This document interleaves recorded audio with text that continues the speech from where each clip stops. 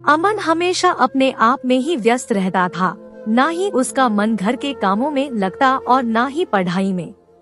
इस बात से उसके माँ बाप बहुत परेशान थे, लेकिन भला वे दोनों क्या करते, क्योंकि अमन उनकी इकलौती संतान था और बहुत ज्यादा लाड प्यार की वजह से वह बिगड़ता चला जा रहा था। एक दिन अचानक माँ ने कहा, बेटा आज मेरे सिर में बहुत दर्द हो रहा है, तू एक काम कर, आज कॉलेज मत जा और मेरे पास बैठा रह। मुझे अजीब अजीब सी घबराहट भी महसूस हो रही है। अमन ने कहा, नहीं माँ, आज मैं घर पर नहीं आ सकता, आज तो मैंने अपने दोस्तों के साथ मूवी जाने का प्लान बनाया है, मैं उसे कैंसिल नहीं कर सकता। माँ ने कहा, बेटा अगर एक दिन तू मूवी नहीं जाएगा तो क्या हो जाएगा? अच्छा एक काम कर, मुझे डॉक्टर के यहाँ ले चल, चाहे तो उसके बाद तू मूवी देखने के लिए चले जाना। अमन बोला, आप क्या चाहती है? मैं अपने दोस्तों को इतना इंतजार करवाऊं? मैं आपके लिए कैब बुक कर दूंगा और आप चले जाना। कोई और दिन होता तो बात अलग थी, लेकिन आज के दिन मैं आपके साथ नहीं रह सकता। ऐसा बोलकर अमन वहाँ से चला जाता गया, लेकिन माँ के दिल में एक कसक रह गई, जो वह अपने बेटे से चाहती थी। आज उसके बेटे ने वह करने से नकार दिया था। ऐसे में वह मन ही मन सोची रही कि जब बेटा ऐसा कर रहा है तो न जाने बहू आएगी तो वह कैसा करेगी। इसी बीच अमन के पिताजी आए और उन्होंने अमन की माँ को दवाई लेकर सोने के लिए कहा। रात को लगभग 2 बजे माँ की नींद खुली तो उसने देखा कि अंधेरे में एक गाड़ी आकर रुकी है, जिसमें से अमन निकल कर आ रहा है। इतनी रात को अमन घर आया था, यह देखकर माँ को कुछ अजीब सा डर लगा, लेकिन फिर वह दरवाजा खोलकर जैसे ही बाहर की ओर गई तो अमन को नशे में धुत पाया और उसके मुंह से भी शराब की बदबू आ रही थी। माँ ने कहा, आज तूने शराब पी ली है क्या? अमन बोला, अरे अब जाने भी दो, दोस्तों के कहने पर मैंने थोड़ी सी पी, क्या ली, आपने तो पहाड़ ही उठा लिया। अमन के माता पिता को यह समझने में देर नहीं लगी कि अब अमन गलत राह पर जा चुका है और उसे वापस लाना इतना आसान नहीं होगा। लेकिन फिर भी वह लोग उसका मन बहलाने के लिए कभी घूमने जाने का प्लान बना लेते तो कभी शॉपिंग पर जाने का, लेकिन अमन का उनके साथ जाने का कोई मन नहीं होता, बल्कि वह तो अपने किसी दोस्त को बुलाकर ही उनके साथ चला जाता था। एक दिन की बात है, अमन की मौसी दिल्ली से उनसे मिलने आ रही थी। ऐसे में मौसी पहली बार ही उनके घर आ रही थी और उन्हें डर था कि कहीं वे रास्ता न भटक जाए। मौसी ने अमन की माँ से कहा, मैं पहली बार तुम लोग के यहाँ आ रही हूँ, तुम एक काम करो, एयरपोर्ट अमन को मुझे लेने भेज दो, वरना कहीं मैं तुम्हारे शहर में भटक ना जाऊँ। माँ ने कहा, हाँ हाँ दीदी, क्यों नहीं, बिल्कुल अमन तुम्हें लेने आ जाएगा, तुम फिक्र मत करो, बस उसका इंतजार करना, मैं उसे भेज दूंगी। जिस दिन मौसी आने वाली थी उस दिन माँ ने अमन को बोल दिया था कि मौसी की फ्लाइट दोपहर 12 बजे आ जाएगी, तो तुम उन्हें जाकर ले आना। अमन ने उस समय तो यूं ही हाँ ले आऊंगा कह दिया, लेकिन जब उन्हें लेने का समय आया तो वह भूल गया और अपने दोस्तों के साथ पार्टी करने निकल गया।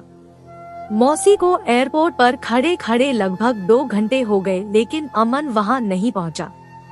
इस बात से वह परेशान होने लगी और अमन की माँ को फोन लगाकर कहने लगी, अरे क्या बात है, अमन नहीं आएगा क्या? अरे अगर ऐसा ही करना था तो पहले बता देती, मैं उसे कहती ही नहीं मुझे लेने आए। अमन की माँ ने कहा, यह आप क्या कह रही हैं दीदी, मैं अभी उसे फोन लगाकर डांटती हूँ। लगातार माँ अमन को फोन लगाती रही, लेकिन वह तो अपने दोस्तों के साथ पार्टी करने में व्यस्त था। उसे इस बात का ख्याल ही नहीं था कि कोई उसका इंतजार कर रहा है या उसकी कोई नैतिक जिम्मेदारी बनती है। उसने कभी भी अपनी जिम्मेदारी ना ही माता पिता के लिए दिखाई और ना ही अपने रिश्तेदारों के लिए। ऐसे में हर बार अमन के माता पिता को शर्मिंदा होना पड़ता। खैर किसी तरह मौसी जी तो घर पहुंच ही गई, लेकिन वह बहुत गुस्से में थी क्योंकि उन्हें लगभग 3 से 4 घंटे का इंतजार करना पड़ा और अमन उन्हें लेने ही नहीं पहुंचा। इस बात से अमन के पिताजी भी बहुत नाराज हुए, लेकिन अमन को कोई भी फर्क नहीं पड़ा था। 1 महीने के बाद अमन तेज बाइक चलाता हुआ कॉलेज से घर की तरफ आ रहा था और उसे इस बात की जल्दबाजी थी कि जल्द ही उसे दोस्तों से मिलने जाना है। एक ऐसा अंधा मोड़ आया जहां पर उसे यह समझ नहीं आया कि हॉर्न बजाते हुए आगे बढ़ना चाहिए और सामने से आते हुए ट्रक से उसका भयंकर एक्सीडेंट हो गया। माँ ने कहा, क कौन बोल रहे हो बेटा? लड़के ने कहा, आंटी मैं अमन का दोस्त बोल रहा हूँ। उसका बहुत जबरदस्त एक्सीडेंट हो गया है, आप लोग जल्दी से जल्दी हॉस्पिटल आ जाइए, उसकी जान को खतरा है।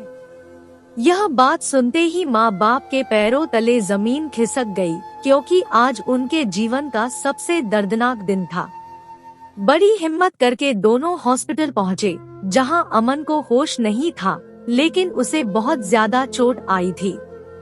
डॉक्टर का कहना था कि अगर 12 घंटे के अंदर होश नहीं आया तो वह अपनी जान से हाथ धो बैठेगा। पापा बोले, हे भगवान, ये तूने क्या कर दिया?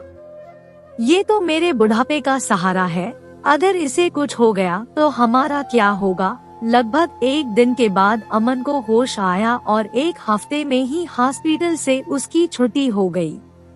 लेकिन उसके दोनों पैरों में फ्रैक्चर हो गया था और वह तो अपने बिस्तर पर ही लेटे रहता था।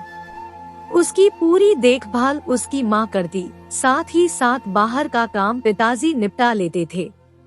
डॉक्टर ने सख्त कहा था कि उसे ज्यादा से ज्यादा आराम करना है और बाइक चलाने के बारे में तो सोचना भी नहीं है।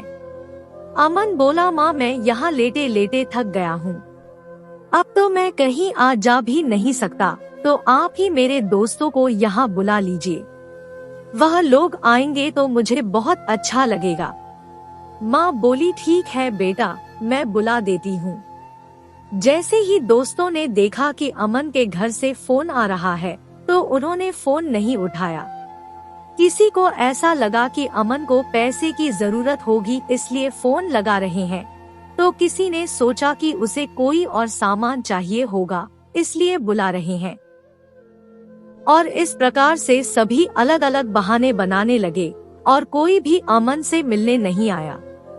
अमन ने कहा, मैं समझ गया हूँ कि मेरे दोस्तों को अब मेरी दोस्ती नहीं चाहिए, क्योंकि उन्हें तो वह दोस्त चाहिए था जो उनके एक इशारे पर पैसे उड़ाता था और उनकी हर ख्वाहिशों को पूरा करता था।